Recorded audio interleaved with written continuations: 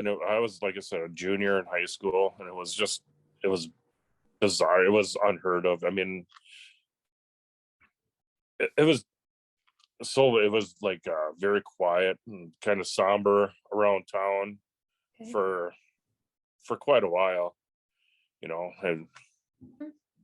I talked to him a couple times. First time I talked to him, and I came back and talked to one of my coworkers. He was in a different part of the building, and I said, "This guy, he's really weird." And the guy I work with said he was being investigated for the Wetterling abduction. I just thought,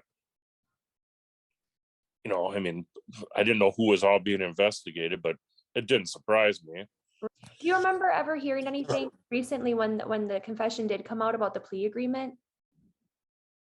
They really didn't say a whole lot. I mean, as far as I know.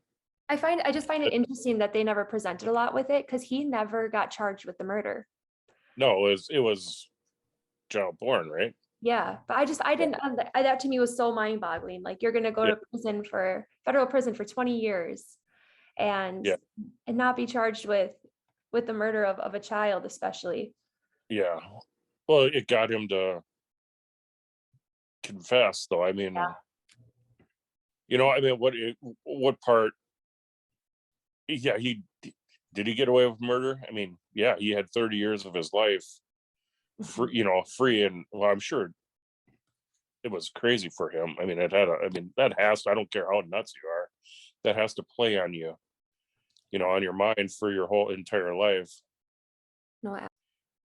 So Jacob got abducted when we were seniors. I was in 90. When we were seniors, he got abducted in 89. In the spring of 89, when we were juniors, yeah, that'd be right. A bunch of us were out driving around, just sad Friday. I think it was a Friday night. And we were driving by right where I live or whatever, and going over to another girl's house, a block and a half, 2 blocks away, in a cul-de-sac. We pulled into the cul-de-sac, and there were cops everywhere in the cul-de-sac. That was Jared Shirel. That's where he lived. That's when he got abducted. Oh, that's Jared Shirel is basically he got abducted and molested, I'm assuming, I don't know the details, Yeah. by Dan Heinrich in spring of 89. And the DNA was found. Jared Shirel's DNA was found in his house in Litchfield. And that's how this has all been brought together from. Yeah, I mean, it's just, all that.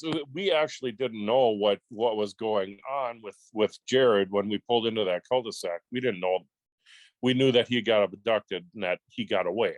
That's all we knew. They didn't, and the news never ever said anything. I mean, nothing was ever talked about until like the last 5 years, once they figured out that Dan Heinrich was the guy that did it, and that Jared was one that he had and got away.